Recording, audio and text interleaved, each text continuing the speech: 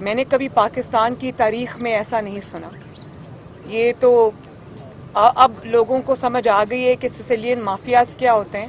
یہ تو مافیاز کے جو ڈانز ہوتے ہیں یا جو گینگز کے سربراہ ہوتے ہیں, کبھی انہوں نے اس قسم کی حرکتیں نہیں کی جو پرائم منسٹرز آفس کو استعمال کر کے ہو رہی ہیں. اور آپ اداروں کے سربراہوں کو بلا کر ان کو آپ یہ کہہ رہے ہیں کہ نواز شریف کے خلاف یہ مقدمہ کرو, اس کو گرفتار کرو, مریم نواز کے خلاف یہ مقدمہ کرو, رانا ثناء اللہ کے خلاف یہ مقدمہ بناؤ, اور ابھی تم گرفتار کر لو سب کو, مقدمہ کیا بنانا ہے یہ ہم بعد میں دیکھیں گے. یہ کبھی کسی مہذب ملک میں, مہذب دنیا میں کبھی کسی نے یہ سنا؟ کبھی اس قسم کی کوئی چیز کبھی کسی نے سنی؟ یہ تو عقل دنگ رہ جاتی ہے انسان کی. اور میں یہ بتا دوں آپ کو کہ مجھ سے بھی زیادہ یہ مسئلہ پاکستان کے عوام کا ہے. نواز شریف صاحب سے زیادہ مسلم لیگ نون کے لیڈران جو انتقام کا نشانہ بنے, یہ اس سے بھی زیادہ مسئلہ پاکستان کے عوام کا ہے. کیونکہ یہ سب پولیٹیکل انجینئرنگ کر کے, اداروں کو انوالو کر کے, ان کے سربراہوں کو اپنے آفس میں, پرائم منسٹرز آفس میں بلا کے, ڈرا کے, دھمکا کے ان کو یہ کہا جاتا ہے کہ آپ یہ کرو, اور اس کا نتیجہ عوام عمران خان کی نالائکی, نااہلی اور قیامت کے طور پہ بھگتتے ہیں. اتنی ساری جو آپ نے پولیٹیکل انجینئرنگ کی ہے اور اپنے مخالفین کو چن چن کے آپ نے نشانہ بنایا ہے, اس کا رزلٹ کیا ہے؟ اس کا رزلٹ یہ ہے کہ پاکستان پوری دنیا میں بدنام ہو کے رہ گیا. اس کا رزلٹ یہ ہے کہ ہر محاذ پہ آپ ایپک فیلئر ہے. ہر محاذ پہ آپ کو اتنی بڑی ناکامی اور نااہلی کا سامنا کرنا پڑا ہے کہ شاید پاکستان کے 73 سال میں اس طرح کی مثال نہیں ملتی. دنیا میں آپ کی فلائٹس بین ہو رہی ہیں, آپ کے پاسپورٹس جو ہے وہ بین ہو رہے ہیں, آپ کہیں منہ دکھانے کے لائق نہیں ہیں. پاکستان میں آپ نے عوام کے اوپر مہنگائی کا عذاب آیا ہوا ہے, لاقانونیت کا عذاب آیا ہوا ہے, گورننس نام کی کوئی چیز نہیں ہے. پاکستان کے شہر جو ہے وہ کوڑے کے ڈھیر بن گئے ہیں, اور آپ کو صبح اٹھتے ہیں اور آپ کی جو پورے دن کی کارکردگی ہے وہ کیا ہے؟ وہ یہی ہے کہ آفیسز میں بلا کے لوگوں کو یہ کہنا کہ فلاں کو اندر کرو, فلاں کے خلاف مقدمہ بناؤ, نہیں بھی بنتا تو بلاؤ. اور عرب ملک کے سربراہوں کے آپ وہ دے رہے ہیں کہ ادھر تو وہ اس طرح ڈال دیا, اندر تم بھی کرو, تمہیں کیا سوچنے کی ضرورت ہے؟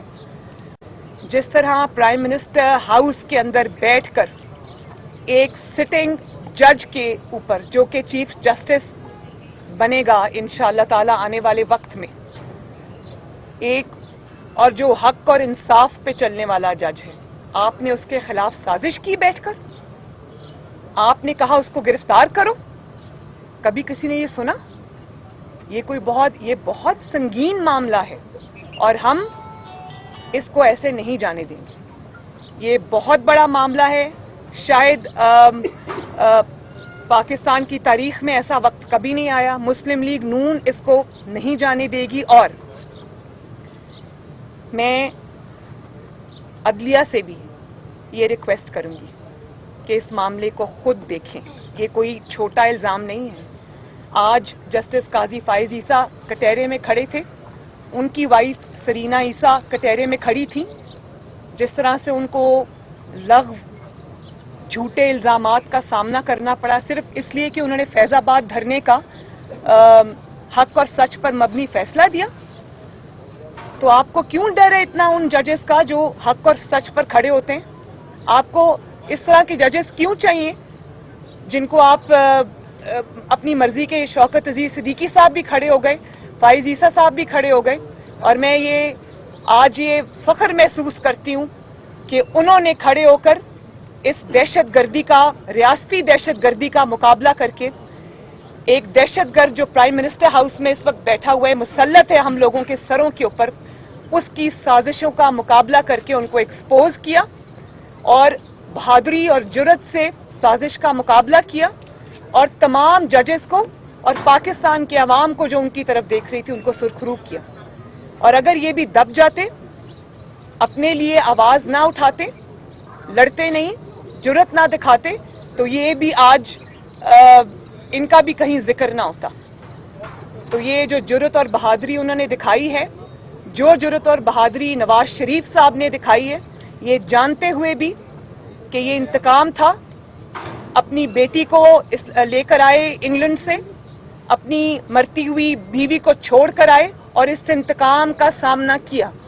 آپ مجھے یہ بتائیں کہ جو بشیر میمن صاحب کے انکشافات ہیں, مجھے بہت خوشی ہے کہ قوم کو ایک ایک چیز پتہ چل گئی, اور بھی بہت ساری گواہیاں آئیں گی. اللہ تعالیٰ کا نظام ہے کہ ہاتھ بھی بولتے ہیں, زبان بھی بولتی ہے, آنکھیں بھی گواہی دیتی ہیں. تو گواہیاں تو بہت آئیں گی, اور ابھی آپ حکومت میں اور آپ کے خلاف اتنی بڑی بڑی گواہیاں آ رہی ہیں. آپ اس دن کا سوچیں جس دن آپ کی حکومت ختم ہوگی, آپ کا حال کیا ہوگا اس دن. اور ایک سیکنڈ, اور میں انتقام کے آگے, ہم تو پہلے دن سے جانتے تھے یہ انتقام ہے. جب پیناما کا مقدمہ انہوں نے شروع کیا, ہم اس سے اور دھرنے 2014 میں جو دھرنے ہوئے تھے, ہم تب سے جانتے ہیں یہ کیا سازش چل رہی ہے. یہ اسی سازش کی کڑی ہے, اسی کا سلسلہ ہے, اور ہم تب سے جانتے تھے. لیکن مجھے خوشی ہے کہ آج پاکستان کا بچہ پاکستان کا ہر شہری جان گیا ہے کہ عمران خان کس قسم کی ذہنیت کا آدمی ہے. آپ کا ووٹ چوری کر کے آیا اور مسلط ہوا ہمارے سروں پر, اور اس کے بعد اس نے پرائم منسٹر ہاؤس جیسے جگہ کا, اپنے آفس کا اس قدر غلط استعمال کیا. تو یہ جواب ان کو دینا پڑے گا. اور میں جوڈیشری سے یہ ریکویسٹ کروں گی کہ جو قاضی فائز عیسیٰ صاحب کے ساتھ ہوا, ان کو تو انصاف ملا, آگے بھی ملے, اللہ کرے. اور میں یہ بھی ریکویسٹ کروں کہ جسٹس شوکت عزیز صدیقی صاحب کو بھی انصاف دیا جائے, ان کی بات بھی سنی جائے. انہوں نے سٹنگ جج ہونے کے وقت انہوں نے یہ انکشافات کیے تھے.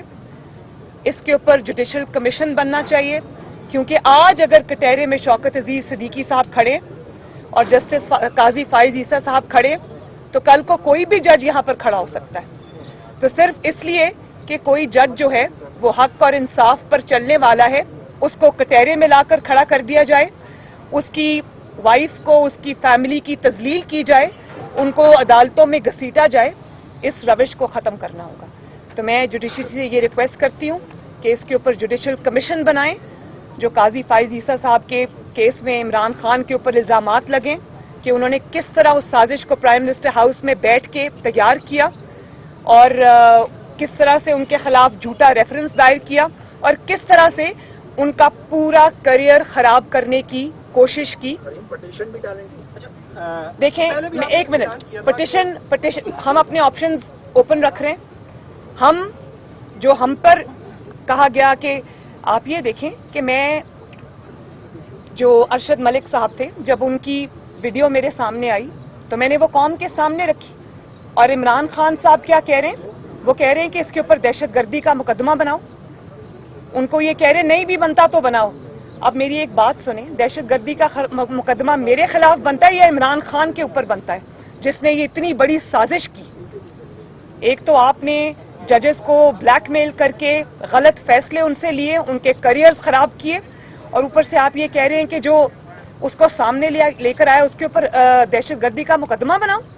رانا ثناء اللہ کو ڈرگز کے الزام میں اندر کرو, شہباز شریف صاحب کو گرفتار کرو, نواز شریف کے اوپر یہ الزام لگاؤ, اس کو بعد میں دیکھیں گے کیا مقدمہ بنتا ہے.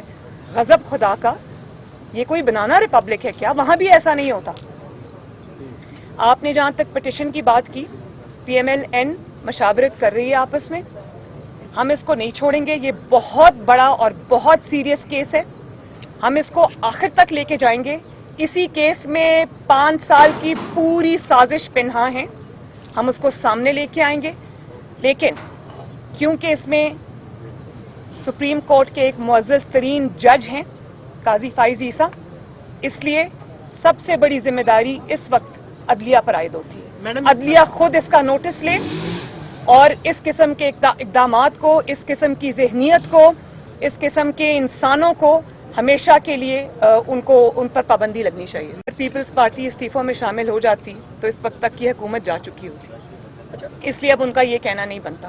اگر پی ایم ایل این یا باقی اپوزیشن استعفے دے گی اور پیپلز پارٹی استعفے نہیں دیتی تو اس میں اس طرح وہ جو ہم اس کے نتائج چاہتے ہیں وہ نہیں آتے. تو اس لیے میرا خیال ہے کہ یہ بہت مضحکہ خیز بات ہے. یہ مجھے اس قسم کی باتوں کا جواب نہیں دینا. اس میں پیپلز پارٹی اور مسلم لیگ نون کی آپسی تعلقات کی کوئی ایشو نہیں ہے. سیاسی جماعتیں ایک دوسرے کے ساتھ اختلافات کے باوجود بھی چلتی رہتی ہیں.